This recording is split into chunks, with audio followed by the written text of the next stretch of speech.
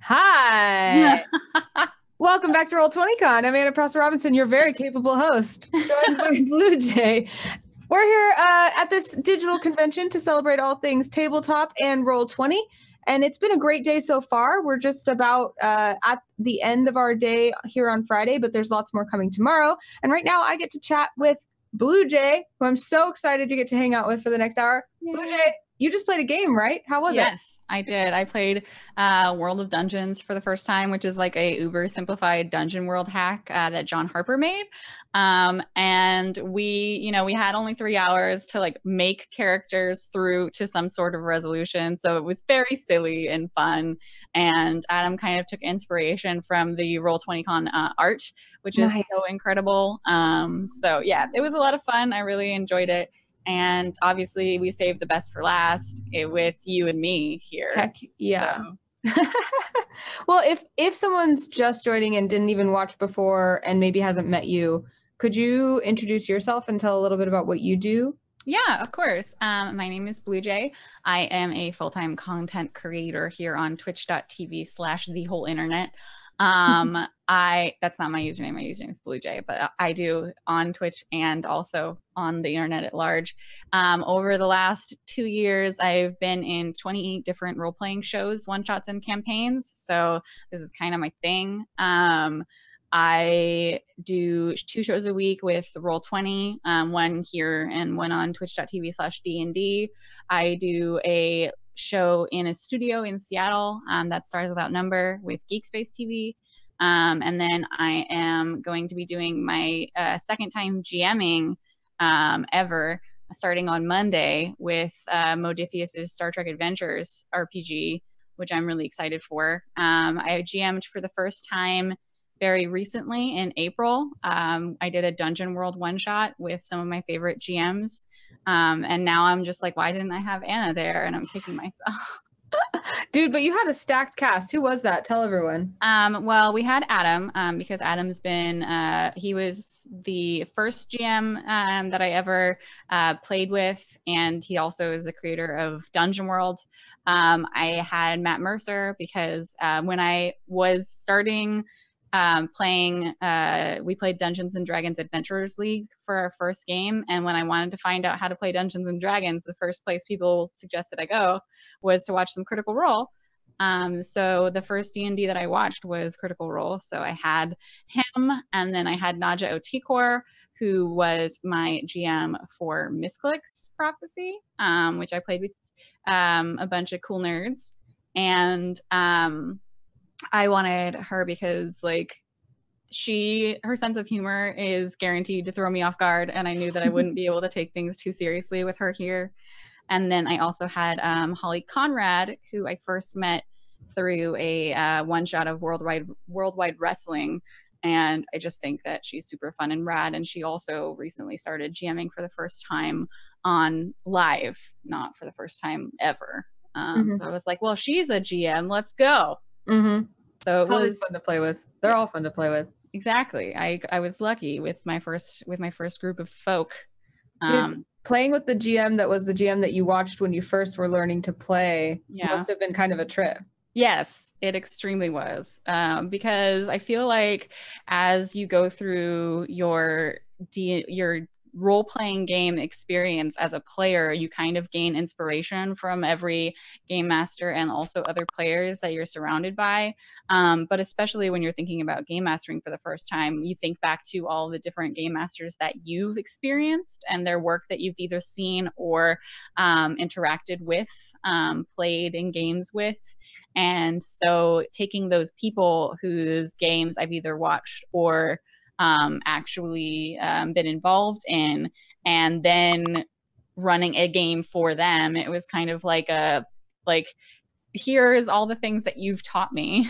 And I hope that I'm doing okay in kind of like paying homage to you, and that I'll grow into my own style, taking bits and pieces from everyone else, because as an artist, that's kind of what you do, is like everything that you create, you're taking bits and pieces of like your own life experience and the things you've been exposed to and the people who really inspire you.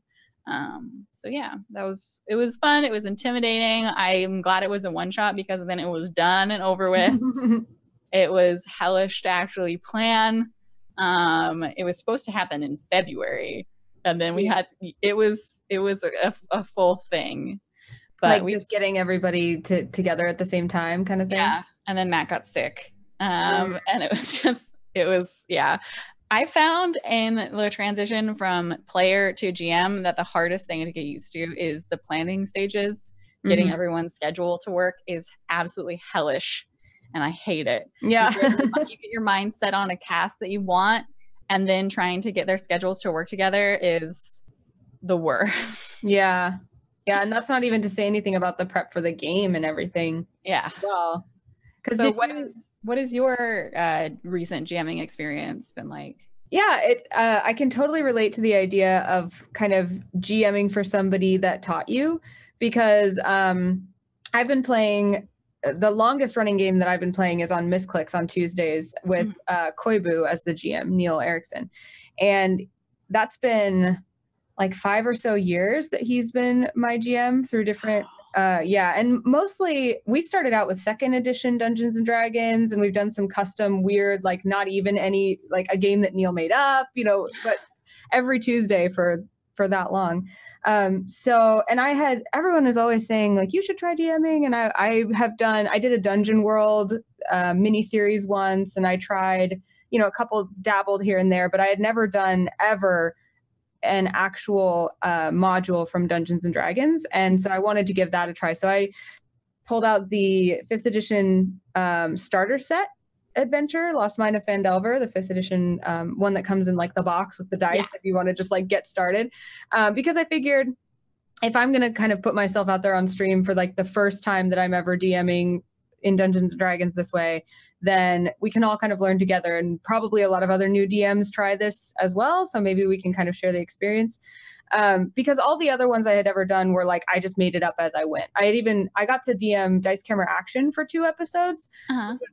Petrifying, by the way. DMing Chris Perkins is, but it devolved into like pro wrestling and stuff because it was just whatever occurred to me at the time. But so I wanted to try something more regimented where I have like a book that I need to follow and I actually have to do math and all that kind of stuff. So I've been doing Lost Mine of Phandelver. I think we've done like 11 episodes. And it's been the cast that I normally play with plus the GM that I normally play with. So it's been really fun. And I think I found that the pre-written adventures are a lot harder for me because it's a lot harder for me to inject my like personality and fun into it because I'm worried that I'll like ruin it.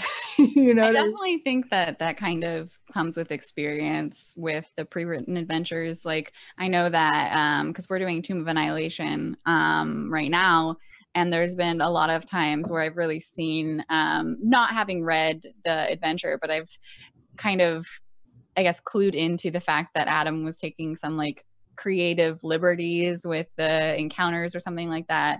And I feel like that comes with, you have to have some kind of confidence in your skills and also in how to run a pre-written adventure, because I definitely am with you on the fact that like if it was written down for me, I would be like looking at it all the time to make sure I wasn't getting off track, as opposed to if it's just out of your head, then there's no track to be on in the first place. So just like because just I'm the next thing I'm running is Star Trek, and so it's a game that has a rule system that I haven't played with before, but it's in a very established universe, but at the same time it's not a pre-written adventure, so there's that element of creativity and like I can kind of go wherever I want with it, but it's within this structure that is Star Trek.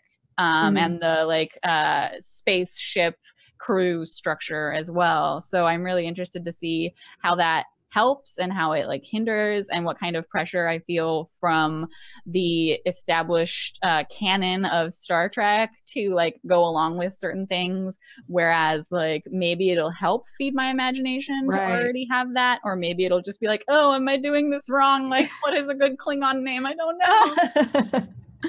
No, I totally understand that. Yeah, so I'm really excited for that, but I can totally feel you on the like trying to go word by word or like step by step through an already written adventure, how that could be kind of like constricting and all. At the same time, I feel like a lot of people who have less of confidence in their creativity might find that very freeing to not have to think about all that. That's a good point. Mm-hmm. Also, by the way, I do have my eye on chat. So if you guys have questions for us, we can talk to each other forever. But if you guys have questions in the chat that you want us to answer, please feel free to throw them in there. I'll try to pull out some interesting ones for us to chat about. Absolutely. But like you were saying, I think that the thing I like most about Dungeons and Dragons or any role-playing game is those moments of character and those kind of human or meaningful or funny moments. And I think as I evaluate each time after I do an episode of Lost Mine of Phandelver, I ask myself, like how many of those moments did I have? And I realize that when I'm so focused on how many goblins are left, or like, did they trip this very complicated like chain of events or not, I realized that I didn't spend any time personifying any of the NPCs or like making them fun or relatable. And for me, that's kind of like what I enjoy the most. So that's what's been interesting about having a pre-written adventure is I'm not doing the things that I identify myself as doing most, which is really interesting. So it's been, you think make you stand out as a game master. Yeah. So that's been an interesting struggle, is trying to remember that those are the most important parts, even though those are not what's written down, if that makes sense. No, I absolutely agree. For me, I've found that when there isn't the pre-written text about like what a space is like or what these characters or NPCs are like, because I've only GM'd once before, right? So this is completely new to me. But like I find sometimes that with all of that freedom that just pulling shit out of your own brain comes with, a lot of times I will get like more nervous than if it was already like written in front of me and I could describe with the text. That being said, I haven't run a pre-written adventure yet, so maybe I would find like it to be harrowing as well in its own way.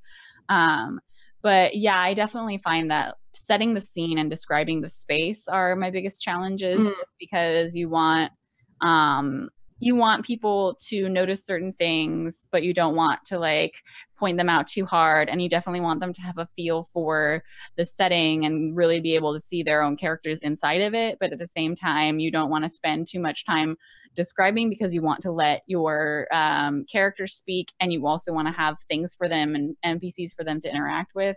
And so it's a lot to juggle. And when you're doing that live, also doing like producing the stream, also like setting up maps and tokens in Roll20 if you don't have that set up already, switching people from one page to another. It can be a lot. A GM is like tasked with a fair amount, especially when you're producing as a show and not just doing it with your friends. So yeah, that can be kind of stressful, but I think it's so much harder to GM on stream than not on stream, which is like maybe a big duh, but for me as a player, it's like not very different to be on stream versus not, but I think GMing, like you said, if I'm just sitting at a table with my friends, I'm like, oh, hold on, I need to look this up, and that's fine. Or like, oh, let me move your character, and you can sit there in silence while I do that. Whereas on the stream, it's like, I have to make sure this person's entertained and that person's doing something, and I'm not sitting here just like looking off into the distance while I'm figuring this out. 1 sec, I need to go get my book and just stare at it for a few minutes while the stream is going on. Yeah, it's definitely something that feels more like time pressure. You can't just sit there and hem and ha and like I just like that.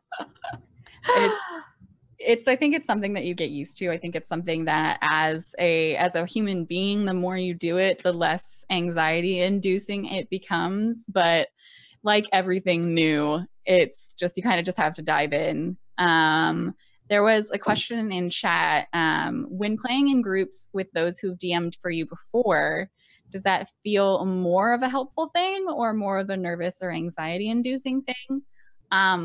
For me, I find it really depends, because when you've played with someone before, you kind of know the ways that they act and kind of the ways that they role play a little bit more. So if you are trying to encourage that type of play, like how I definitely included Naja in my game because I knew that the way she played and the way she acted would help take me out of myself, and let me like stress a little less because she was going to be ridiculous.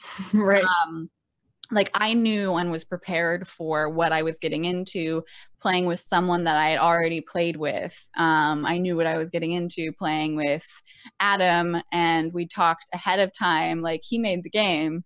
So Right. like we talked ahead of time about what that meant and like what my responsibilities as a GM were, and like how he was going to try really hard not to step on my toes.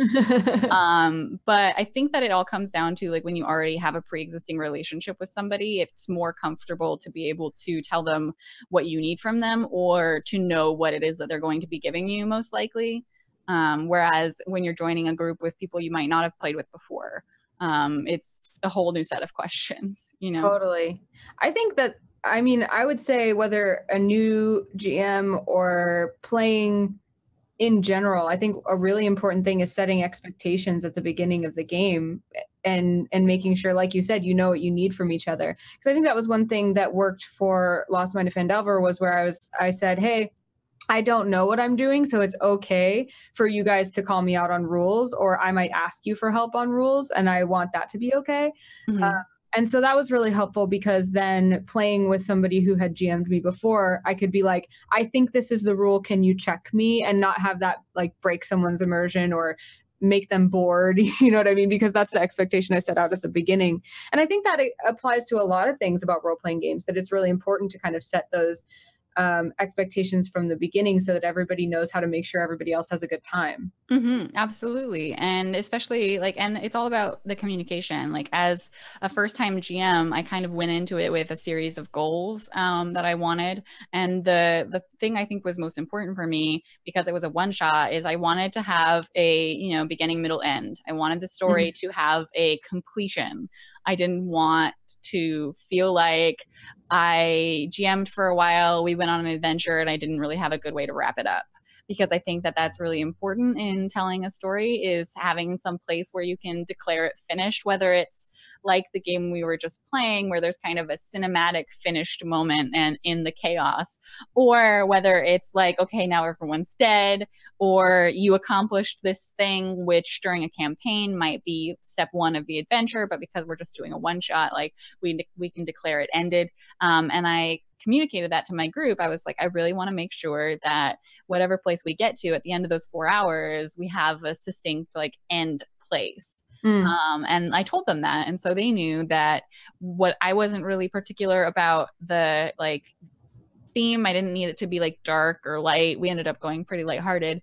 But I just wanted to make sure that my one goal was finishing it. And then in the next show, it's like, okay, so I've done one thing. I'm pretty confident now that we're doing a mini series that in 4 episodes, I can find a way to wrap it up.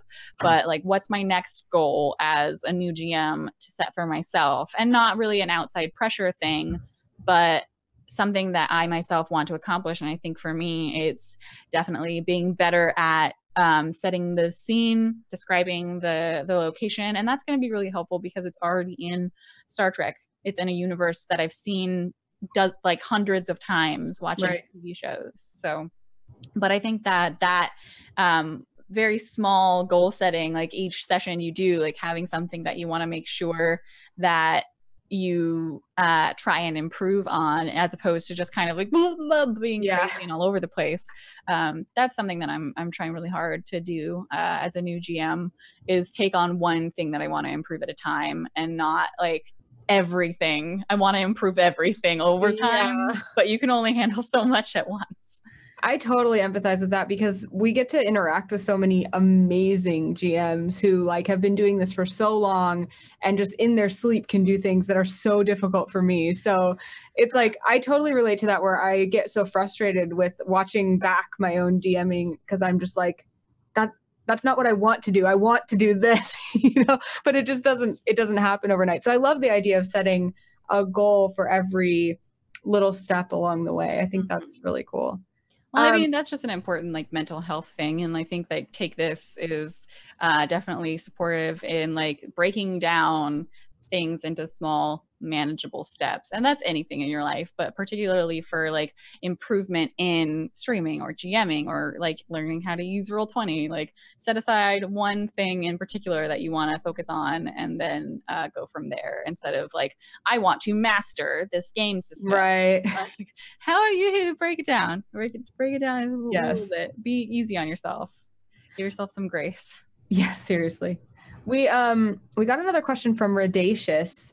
I find that allowing my players to help with narrative direction works, but this requires the right group of players. Do you guys find it hard to find like-minded, parenthetically, story building versus metagaming players?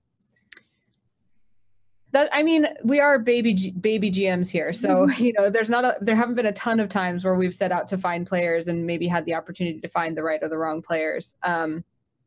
I think this kind of relates to that expectation setting. And I think that's something I've learned that I can do very poorly that will then make the game suffer, is that if I don't set the expectation of this is how I plan to play, and if you're going to be in my game, this is how I plan to conduct the game.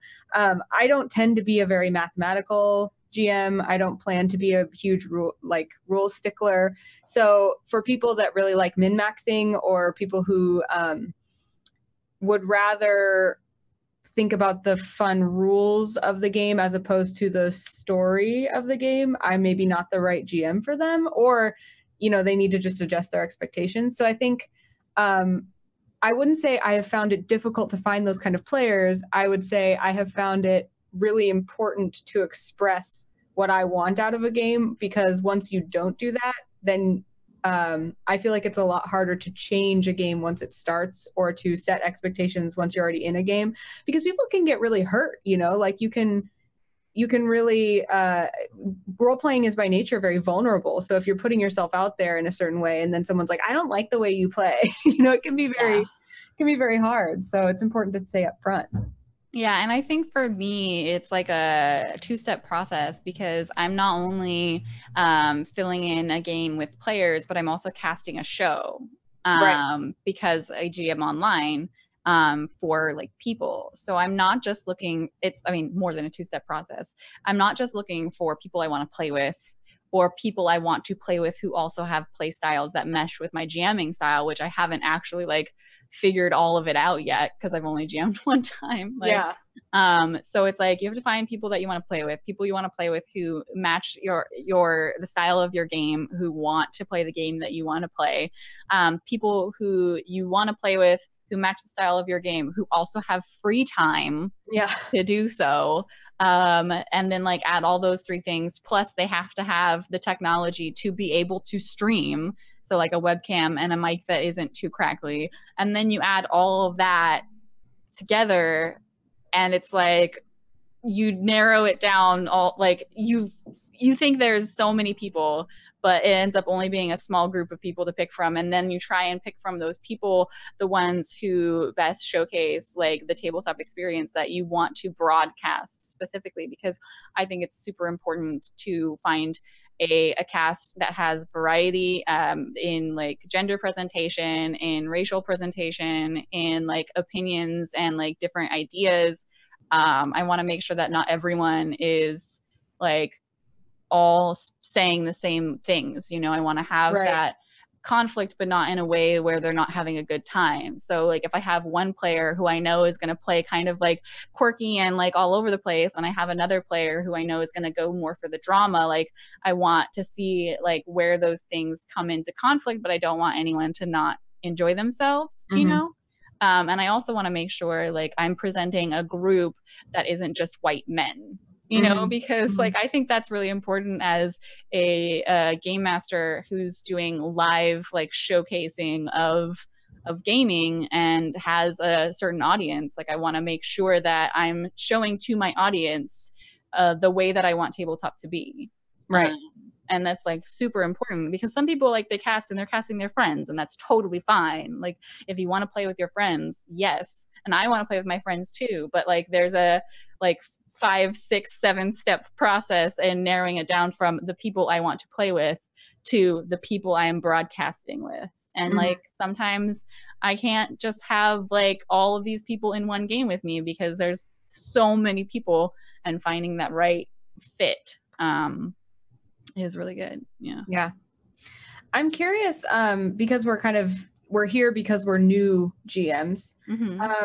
I think something that a lot of people struggle with is I would like to GM, but I feel like I can't for X reason, or I'm too scared for X reason. I'm wondering what for you was the final turning point between like, I would like to GM and I am going to GM. Like what helped you get over that hump?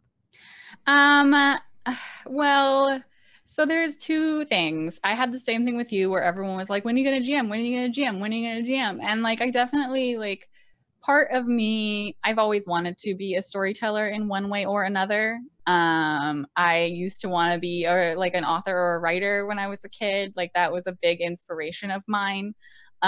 So I've always come to role playing with more of the theater and acting and improv background, and less of the like creative writing, intentional like thematic points background. But GMing feels more like it's coming from that side of things, and so it's something that I have wanted to do. And as someone where like this is all incorporated into my business, I set like a subscription goal that was pretty far-fetched. Like it was almost twice the amount of subscriptions I currently had. And I was like, that's the goal. When we get there eventually, I'll do it then. Just like sometime in the far-fetched future. And then, you know, so like within a week, it went from this was after like having this goal for set aside for about a year. Like I didn't advertise it all the time. It was just like, yeah, I'm gonna do it when this time comes. But like it went from completely like unattainable to now it's happening and I have to do it. And so kind of like it was always that vague, like I want to do it, but I just don't know if I want to set aside the time for it or put that much on my plate right now, to like, okay, I said I was gonna do this thing, so I guess I'm doing it now. And then the scheduling process, you know? Yes. So. Totally. I think for me, it was two-pronged. Because it was a long time that, similar to like what you said, that I wanted to GM and I just didn't. It was two-pronged in that I think I knew that there was no like mystical barrier between like people who can GM and people who can't, but like I needed to hear enough people say it to kind of demystify it for me. I remember even I was on that panel with Adam at Unplugged and with Naja and a few other people, and Adam was like, surprise, there's no mystical difference between you and a GM. You can do it. And it was kind of one of those moments of like, oh yeah, like I can totally do that if I want to, even if I'm not immediately really good at it, you know?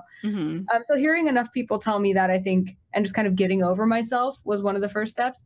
And then the other part of it, interestingly enough, I think was, being part of Dice Camera Action brought me in contact with a lot of artists who would put themselves out there very vulnerably and make art or music or writing or whatever around the show itself. And they would express, you know, like, I'm scared that this isn't good enough, but I care so much about this community and I want to be a part of it. And I like when you guys share, so I'm going to share too. And I'm going to contribute to that and be vulnerable with you. And that just like, it got under my skin, that kind of courageous creativity of, you know, I know that what I'm going to put out there is not going to be what I want it to be in its entirety. And my skill is not going to be like the top of what I wish it was, but it's still worth putting out there and sharing because it will have some edifying value to someone else. And so I think getting to that point where I didn't have to be perfect to put something out there was really helpful as well. I think that was a big turning point for me. Oh God, yes. No, I totally feel that, where you want to immediately be what you know you have the capability of being, but when you're doing something live, like you're never going to be your best because you can't go back and edit. You know? And especially when there are other people involved, like there's a good part of it where it takes some of the like creativity off of your shoulders. You can have other people incorporating their ideas so that you're not the only one making things, but it's also like it will never be exactly as you planned because other people are involved. So trying to reach this like goal of perfection is absolutely impossible. And like I have a real big problem with that and being hard on myself, which I've been trying to work on, obviously, and like breaking it down into smaller portions. But I feel like you're always going to expect more from yourself than other people expect from you or want from you. And a lot of times like just realizing that you are your own worst critic, and what you put out there is in fact probably as good as or better like what people want from you. That their anticipation is mostly just, I want to see you do this cool thing, and not, I need you to be like, I don't know, some good director who's not Christopher Nolan. I just a good director. I don't know, Anthony Hopkins or someone. It goes back to, we actually talked earlier a tiny bit about the idea of gatekeeping, and I kind of realized that I was gatekeeping myself, because I was saying basically like, I'm not a real GM because I don't have X, Y, and Z skill, or I'm not sure I can do X, Y, and Z thing, and kind of recognizing how much I hated seeing other people say that in my community, and how mad I will get if anyone tries to gatekeep anyone out of this community, and then realizing, oh, I should maybe not do that for myself, you know, and like, if I'm not a real GM, why? I think that was a huge part of it too. Like you said, like, not only not expecting perfection, but also expecting to welcome myself the same way that I want to welcome other people. I don't know, that's kind of deep, but. Well, and I think that's a real big issue with any kind of like endeavor, whether it's creative or otherwise. The idea that we kind of hold ourselves back. My therapist is always telling me like, okay, take your problem, write it down, and then give yourself the advice you would give if a friend came to you with that problem. Because we're all so much more protective and like softer with our friends, whereas with ourselves we're a lot harder. We're a lot more like strict and honestly negative a lot of the times. So if you like take it outside of yourself and you say like, okay, so my friend is jamming for the first time, and they're really worried about it, and they don't know if they're prepared enough, and they feel like they're going to do a really horrible job, like what would you say to them? And inevitably you would say like, stop being so hard on yourself. Just like do the best you can to make sure that you and your cast are like actually playing the game, you're having an okay time, like no one is uncomfortable, like everyone's enjoying themselves, like just like do the best you can to just like have goals that aren't like, everyone must have the most fun they've ever had, and also we have to play the game system perfectly, and also we have to make a great drama. Like, because no one, like, you wouldn't say that to your friend, right? Like, you wouldn't give them those expectations that you're piling on yourself. That's a really good point. So it's just like taking it one step removed and being like, okay, like outside of you, what would you say? Because you would be so much kinder. And that's how everyone else is going to be. If they want to support you, they're going to be that kind voice, not the intense, like hardcore, like it must be perfect. Because it's true. Like they have different expectations for you than you have for yourself. And I feel like with GMing, because we all have these ideals of game masters who create such incredible stories, who've been doing it for years, might I add. When we start out, we want to be that, but it's impossible. It's absolutely impossible to start from the very beginning and be the same as someone who's been doing it for 25 years. Like, you can't pick up a violin and immediately be a master. So why would you expect to be that same way with role-play games? Role-playing. It's just, you got to practice. That's so true. I feel like that's such a duh thing to hear. Like, obviously, I can't expect to pick up a violin and play. Like, I can't expect to be a brain surgeon when I pick up a scalpel, you know, but like, it's so hard to put into practice. I really like that technique you talked about, like taking your worry and treating it like you would a friend. That's really, really cool. Well, my therapist is really smart. So. Commander Pulsar actually wrote that they were looking forward to your Star Trek game. And I'm curious why you picked Star Trek for your next GM endeavor. So I was asking when I finished my one shot, basically like, okay, so we've done this one thing.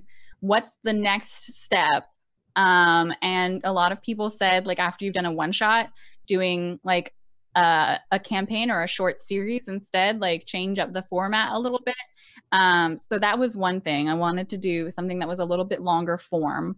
And the second thing was I wanted to move from fantasy more into sci-fi, because I have been doing a lot of fantasy games recently, and I have like a craving for sci-fi.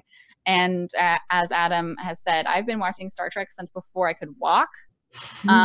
So I feel fairly confident in having the structures of this established universe behind me that I can work well within that system, as opposed to trying to both learn a new game and also invent the setting. So for me, it's kind of like the one shot. I was playing a game that I had experience with, but I was inventing the setting as I went. For this game, I'm playing a game I don't have experience with, but the setting is something I already know. So it's kind of like I'm choosing which portions of the like GMing bubble that I want to have already solidified, and what portions that I need to like practice or have creative freedom in. And for this specific adventure, the setting is something that I already feel like I have a fairly good grasp of. So I'm going to experiment with a different game system that I feel like really will be a lot of fun, but I might not have as much experience with. And you said that you're the thing you said you're making little goals that you want to achieve. This one is about establishing the space mostly, or are there other goals you have for this? I also like both establishing the space, like making sure I describe what I'm already familiar with, like you said. So just being better at saying you walk into this space and this is what it appears to be like, but also weaving the NPCs a little bit more fluidly into the character interaction and into the space, because I feel like when I did the one shot before, there was a lot of like, oh shit, I need to get some information to my characters. I'll just have a person there. Oh damn, I don't know how people talk. Like, how do people talk? And so trying to find a way to because like I said, the setting and of Star Trek is something that I already have really good visuals for in my head. So trying to find a way to verbalize them fairly well, and then also find a better way to communicate information from NPCs and like the computer to the PCs a little bit more smoothly. Yeah. Cool. I'm wondering, as you're setting these goals and setting up your game and thinking about what you're going to do and wanting to establish space and things like that, what are some of your major influences, whether it's campaigns you've been in before, GMs that like you've mentioned a lot that are kind of your GM influences, but maybe specific things that they do that you're kind of looking to emulate. What are your big influences? For the specific game? Yeah. I've been watching a ton of Star Trek. Nice. So more than just like GMing influences, like just the way that Star Trek tells a story. Because I find that that's one of the reasons that I really like Star Trek and why it's survived for such a long time. It's been like 50 years, is because they do a very episodic style of storytelling that doesn't necessarily have a overarching seasonal plot, so you can jump in at any point and just like get a quick familiarity with the characters, and like you're good to go, because every single episode is a new adventure. And that's why we're doing that short series, because I'm really trying to plan the session to run like one episode or like a double episode of Star Trek. So it's just I'm hoping to hit the like beginning, middle, end in a way that feels very Star Trek. So like I've been watching a lot of Star Trek to try and kind of like get that vibe. Other than that, for inspirations, I think it's just mostly been watching Star Trek. That's been my personal homework. I don't know. I haven't seen a lot of people GMing this. I've watched like a snippet of Shield of Tomorrow, not a whole lot, but I don't want to like steal like any ideas or characterizations from that. So I haven't been watching it too much. But it's just been mostly reading the system and watching actual Star Trek for me. Cool. Mm-hmm. I think that we're similar in that we kind of come at this in a storytelling, writing, acting kind of position. And so it's cool that you're watching Star Trek. I think as I'm thinking about what to do next, I have the craving to kind of make a more personalized story, and it would probably be a lot more like that kind of thinking about how you're telling a complete episode kind of thing. So I've been thinking a lot about that. I don't know what'll be my next thing, but thinking about how can I write either within an established setting or adventure and do something really different within it, or, you know, do I make up my own thing completely and see where that takes me? I don't know.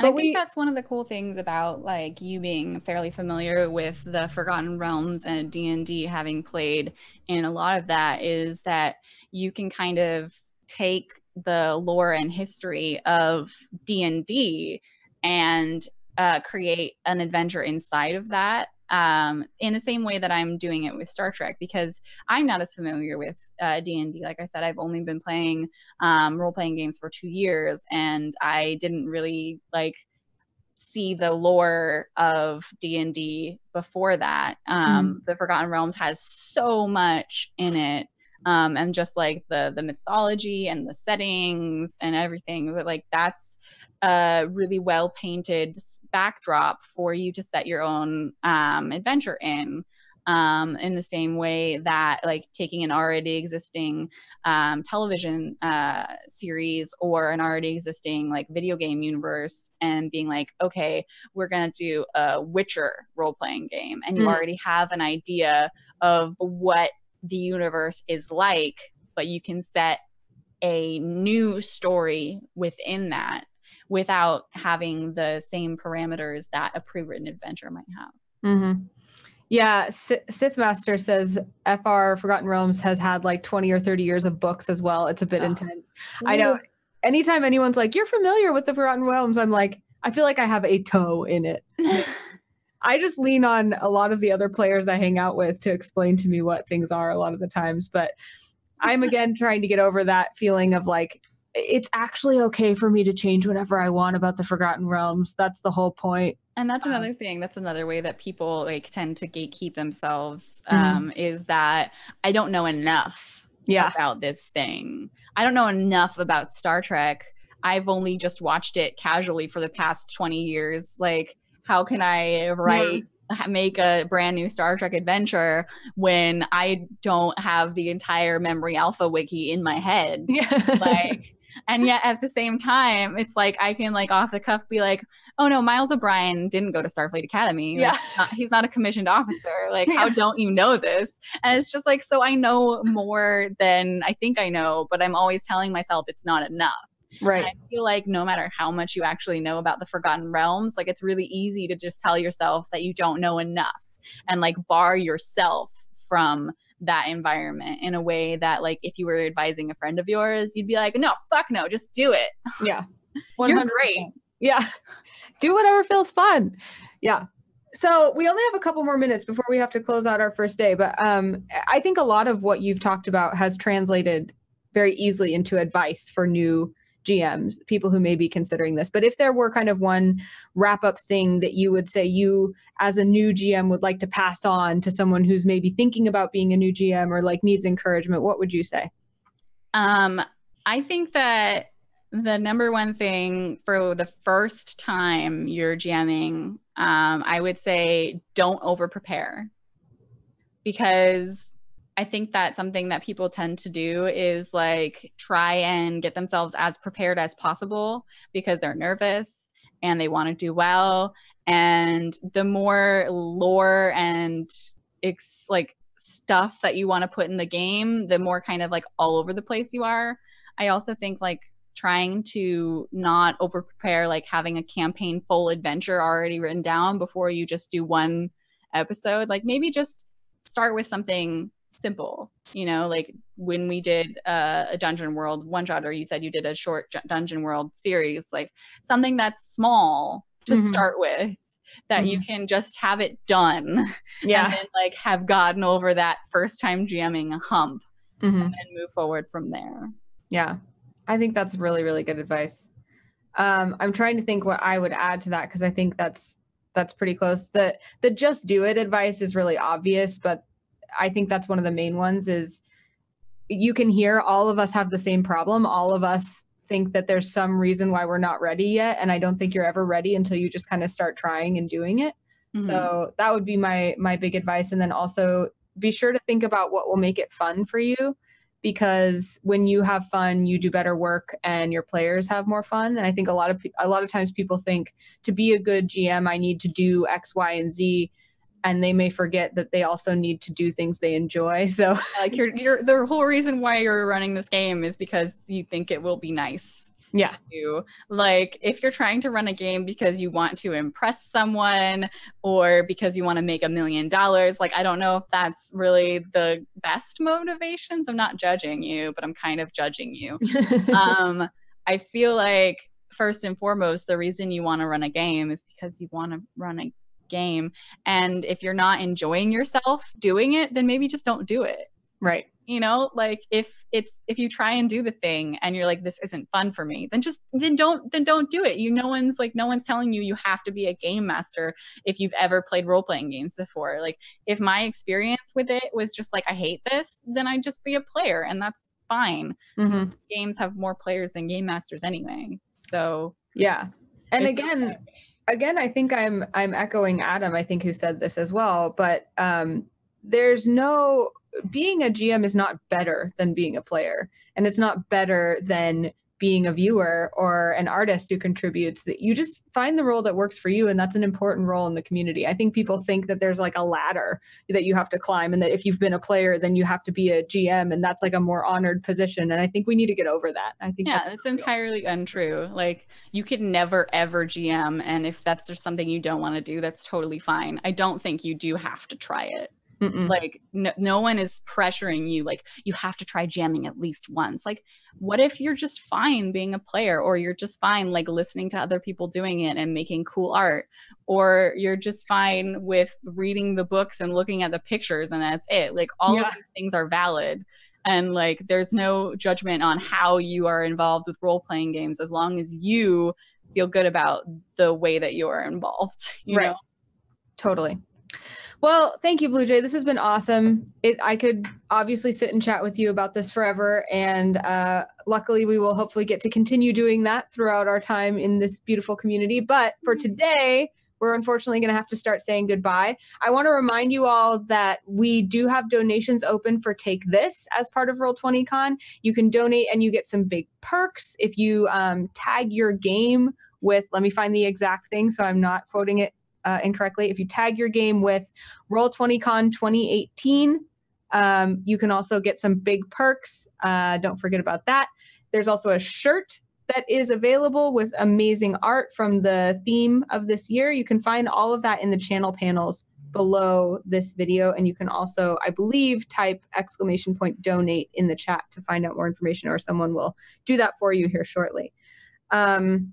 Tomorrow, we start again at 10 a.m. with a chat with the cast of Rivals of Waterdeep, which I'm really excited for. And then there will be some more games, and we'll get to chat with some more amazing people in roleplay. Bluejay, anything you want to say to the attendees of Roll20Con as we go into our second day? Sure. I'll just give the basic blurb. I'm Bluejay. Most of the time you can find me on twitch.tv/Bluejay or on Twitter at Bluejay_712. If you want to see my collected role-playing works, they're on bluejay.tv/portfolio. And if you want to see the show that I was talking about is going to be my next adventure, that's going to be on Monday at 3 p.m. Pacific on twitch.tv/Bluejay. And I believe we're still, I'm going to also be on Roll20Con tomorrow at 11 a.m. after your conversation, playing some masks. So that's another place where you can find me. That's going to be fun. Well, we can't wait to see you tomorrow, and we can't wait to see you at home tomorrow. We hope we'll see you tomorrow starting at 10 a.m. Pacific at this channel. Until then, have a great night. I hope you play lots and lots of games on Roll20. Remember that there are plenty of places to find a group if you're looking for a group and want someone to play with, and plenty of content to browse, or if you just want to make a character or hang out, whatever your jam is, that jam is a-okay. So thanks for spending this whole day with us, and we hope to see you again soon. But for now, good night.